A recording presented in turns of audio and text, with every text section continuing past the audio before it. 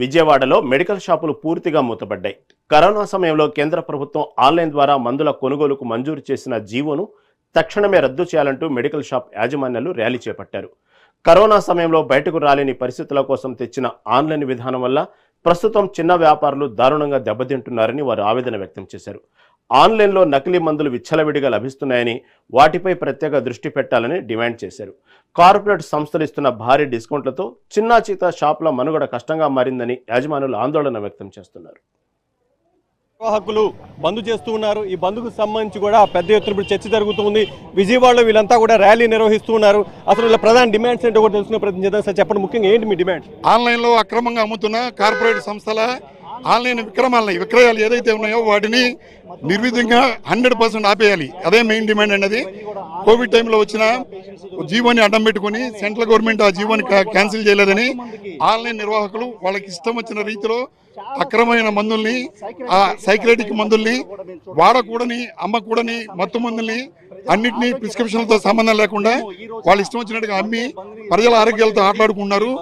మా జీవనాధారాలతో కూడా ఆటలాడుకున్నారు.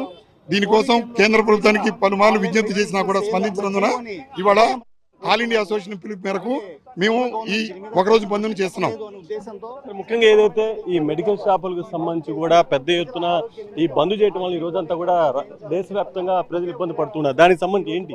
ఎటువంటి ఇబ్బందులు లేవు సార్.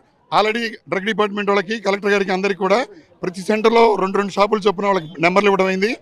వాళ్ళ నెంబర్లన్నింటినీ మేము డిస్ప్లే చేసాము. ఎవరికి ఎటువంటి ఇబ్బందులు లేవు. ఎవరికైనా ప్రాబ్లం వచ్చినా లేదంటే మెడిసిన్స్ అవసరం ఉన్నా కూడా వాళ్ళు మాకు కాల్ చేస్తే వెంటనే షాప్ ఓపెన్ చేసి వాళ్ళకి మెడిసిన్ అందజేయడం జరుగుతుంది. 100% ఎటువంటి ఇబ్బంది ప్రజలకు కలగకుండా తగిన జాగ్రత్తలు మేము తీసుకొని ఈ బంద్ను మొదలుపెట్టాము. ఏకైక డిమాండ్ ఒకటే, ఆన్లైన్లో మందులు అమ్మకూడదు.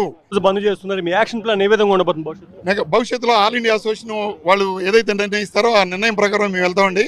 కానీ వినియోగదారులకు కానీ పేషెంట్లకు కానీ ఎవరికి ఎటువంటి ఇబ్బంది లేకుండా తగిన జాగ్రత్తలు అయితే తీసుకుంటాం కూడా.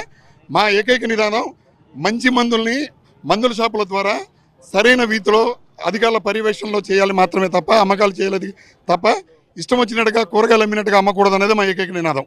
అందుకోసమే మేము ఈ ఒకరోజు బంద్ని ప్రభుత్వ దృష్టికి తీసుకెళ్ళడం కోసం చేస్తున్నాం. ఇది మొత్తంగా చూసుకుంటే ఏదైతే ఈ మెడికల్ షాపుల నిర్వాహకులు దీనికి సంబంధించి పక్కా డిమాండ్స్తో ముందుకు వెళ్తూ ఉన్నారు. రాష్ట్ర కేంద్ర ప్రభుత్వాలు కూడా వీటి మీద ఫోకస్ పెట్టాలంటూ కూడా చెప్తున్నటువంటి పరిస్థితి ఉంది. భవిష్యత్తులో దీనికి సంబంధించి పక్కా యాక్షన్ ప్లాన్తో ముందుకు వెళ్ళబోతున్నామంటూ కూడా మెడికల్ షాపుల నిర్వాహకులు చెప్తూ ఉన్నారు.